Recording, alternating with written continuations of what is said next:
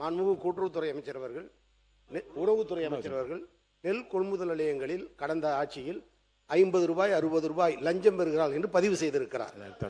மன்னிக்கிறோம் வர்றேன் சார், பேசலாம், அப்புறம் என்ன இருக்கு அதுல.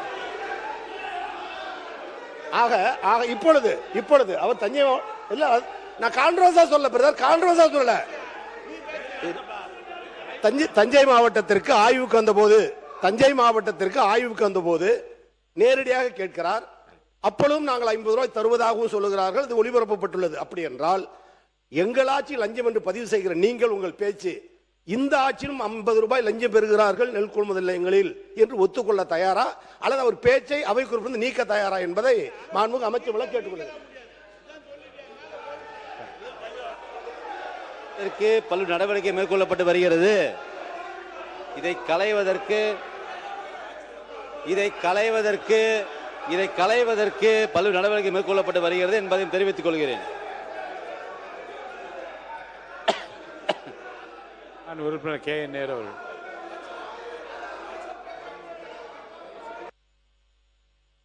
மாண்புமிகு தலைவர் அவர்களே, அமைச்சர் ஒரு நிமிஷம். எல்லா உறுப்பினர்களும் சொன்னார் 40 ரூபாய் 50 ரூபாய் லஞ்சம் பெறப்பட்டது கடந்த கால ஆட்சியில் சொன்னார். அவர் நேரடியாக ஆய்வுக்கு சென்ற போது இப்போதும் அங்கு வாங்கப்படுகிறது என்று நம்முடைய முன்னாள் அமைச்சர் அவர்கள் சொல்லியிருக்கிறார். கொஞ்சம் நீங்க பேசும்போது நாங்கள் கேட்டுக்கிட்டு இருந்தோம். நாங்க சொல்லும் போது நீங்க கொஞ்சம் கேளுங்க. அவை குறிப்பிலிருந்து நீக்கணும்னு சொன்னாங்க.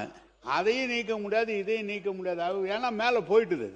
எல்லாரும் மக்களுக்கு போயிட்டாங்க. யார் எங்க இருந்தாலும் நீங்க வாங்கினாலும் மக்களுக்கு தெரியுது. அதை இல்லைன்னு மட்டும் சொல்லாதீங்க. வணக்கம். மாண்புமிகு பொதுப்பணித்துறை அமைச்சர் அவர்கள். பேரவைத் தலைவர் அவர்களே, இது உண்மையான ஒரு நிகழ்வு தான். விவசாயிகள் கிட்ட இருந்து 40 ரூபாய் கொள்முதல் செய்யும் பொழுது வாங்கியது உண்மைதான். நம்ம பூண்டி கலைவாணன் கூட ஒரு பேட்டியிலே சொன்னார். அதை அப்ப பயங்கரமான விமர்சனங்கள்லாம் வந்துச்சு. இப்ப அவருக்கு பதிலுரையில அதுக்கான தீர்வு என்னன்னு கொடுக்க போறாரு. அதாவது இது எந்த அரசு கொண்டு வந்தது, யாரு செஞ்சாங்க, இவங்க பண்ணாங்களா, ஒரு நிமிஷம் நில்லுங்க. ஒரு நிமிஷம் அவரு இது அரசியல் மேடை அல்ல, விவசாயிகள். ஒரு நிமிஷம் அண்ணன் சீனியர் எங்களுக்கு தெரியும். விவசாயிகள் இன்னைக்கு தினமும் சந்திக்கக்கூடிய பிரச்சனையை மாண்புமிகு அமைச்சர் சொல்லிட்டு இருக்காரு. ஒரு கட்சி வாங்கினாங்க, அது அரசியல் மேடையில் வச்சுக்கலாம். சட்டசபையில மரபு மீறி நாங்க பேசல. அதுக்கு தீர்வு இந்த இப்பையும் தொடர்கிறது. அதுக்கு தீர்வு என்ன செய்ய போனுங்கிறத அமைச்சர் சொல்லுவாரு.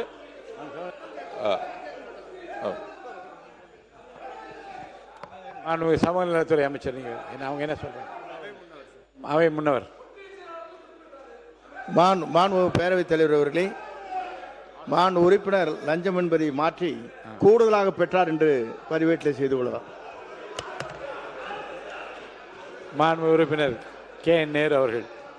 மாண்புமிகு பேரவைத் தலைவர் அவர்களே, எது பேசினாலும் டைரக்ட் டெலிகாஸ்ட்ல இருக்கு. நீங்க சொன்னது போயிடுச்சு.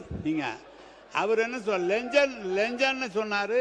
லஞ்சம் இல்ல, 50 ரூபா செலவு பண்ணு சொன்னாங்க. இப்பவும் 50 ரூபா செலவாகும்னு அவரே சொல்லியிருக்காரு. மாண்புமிகு அமைச்சரே சொல்லியிருக்காரு. நீங்க சொல்ல வேண்டியது மாண்புமிகு பொதுப்பணித்துறை அமைச்சர் சொல்லும்போது இந்த ரூபாயை அரசு சார்பாக கொடுத்து அவர்களுக்கு நாங்கள் அதை பெறாத அளவுக்கு செய்வோம்னு சொல்லுங்க. நீங்க வாங்க அதை வேணா சொல்லாமே தவிர கடந்த கால ஆட்சியில் லஞ்சம் இப்ப நீங்களும் தான் 50 ரூபா வாங்கணும் நம்ம அமைச்சரே போய் நேரடியாக விசாரிச்சு வந்திருக்காங்க.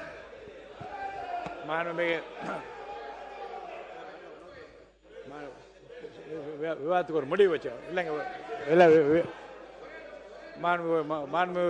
முன்னாள் அமைச்சர் OS மணி. மாண்புமிகு பேரவைத் தலைவர் அவர்களே, இது போன்ற குற்றச்சாட்டுகள் இருந்ததெல்லாம் உண்மை.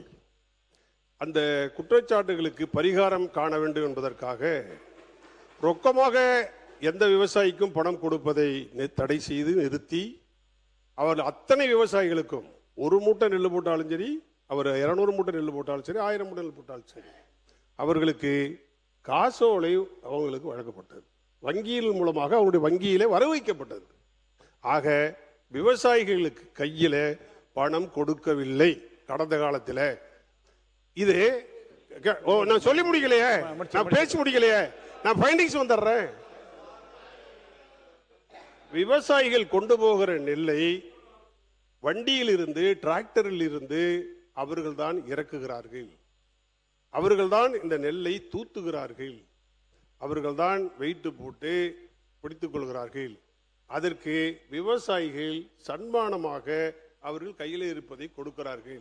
வீட்டில் இருந்து கொண்டு நீங்க நல்லா பார்க்கணும், வீட்டில் இருந்து பணத்தை மாற்றி, வங்கியில் இருந்து பணத்தை மாற்றி அதற்கு பின்னால் அவர்கள் கொண்டு போய் அவர்களுக்கு உதவியாக சன்மானமாக கிஃப்டாக அவர்கள் இதை கொடுக்கிறார்கள்.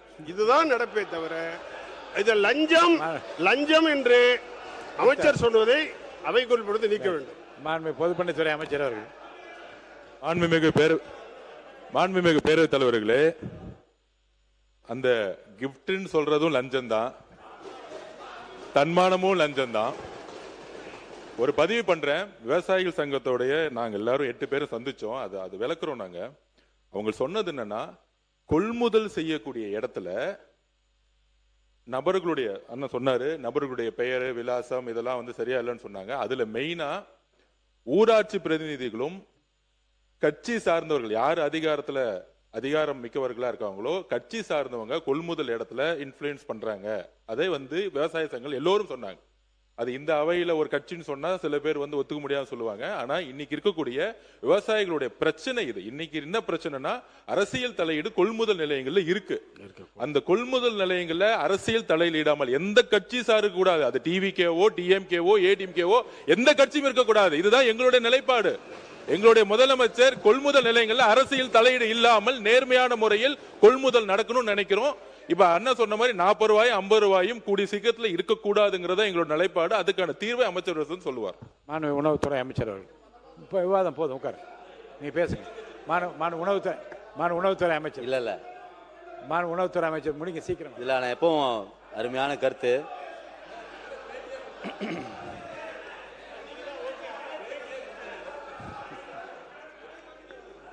மாண்புமிகு நீர்வளத்துறை அமைச்சர் அவர்கள். மாண்புமிகு பேரவைத் தலைவர் அண்ணன் தான் பேட்டி கொடுத்தாரு, அண்ணன் தான் பேட்டி கொடுத்தீங்க.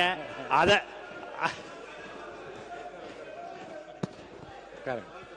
உணவுத்துறை அமைச்சர். மாண்புமிகு பேரவைத் தலைவர்களே, அருமையான ஒரு நிகழ்ச்சி இன்றைக்கு. அதாவது மாண்புமிகு முன்னாள் அமைச்சர்கள், முன்னாள் எல்லா துறையும் இருந்திருக்காங்க, அவங்களே சொல்லிட்டாங்க லஞ்சம் இல்லை சொல்லிட்டாங்க தான், சன்மானம் கிஃப்ட் எல்லாம் ஒரே வார்த்தைகள் தான், ஒரே ரோடு தான். நீர்வளத்துறை அமைச்சர் அவர்கள். நீங்க நீங்க நாங்க பாட்டு 7 தானே இருக்கணும், எங்களை ஏன சேர்க்கிறீங்க அதுல? எந்த கட்சியா இருந்தாலும் பண்ணக்கூடாதுன்னு சொன்னாரு, அதுக்கு எதுக்கு எங்க பேரை சொல்றீங்க நீங்க?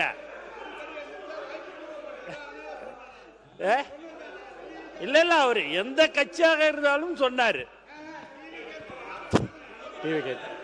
டிவிகே உட்பட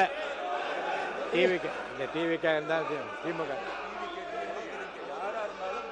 உணவுத்துறை அமைச்சர். முதலமைச்சருடைய நிலைப்பாடு எந்த ஒரு தவறும் நடக்கக்கூடாது என்பதுதான்.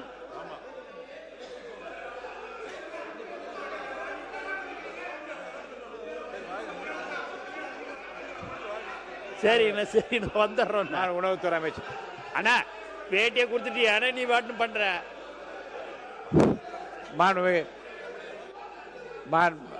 இனி இருங்க. அரசு அமைந்த பிறகு, முதலமைச்சர் அரசு அமைந்த பிறகு இதை களைவதற்கு பல நடவடிக்கை மேற்கொள்ளப்பட்டு வருகிறது. நம்ம முதலமைச்சர் அரசு அமைந்த பிறகு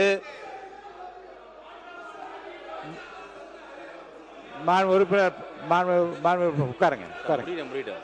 உணவுத்துறை அமைச்சர் நீங்க பேசுங்க. நம்ம முதலமைச்சர் அரசு இந்த அரசு அமைந்த பிறகு இதை களைவதற்கான பல்வேறு நடவடிக்கைகள் மேற்கொள்ளப்பட்டு வருகின்றன. அவ்வளவுதான், கவனிக்கணும்ல.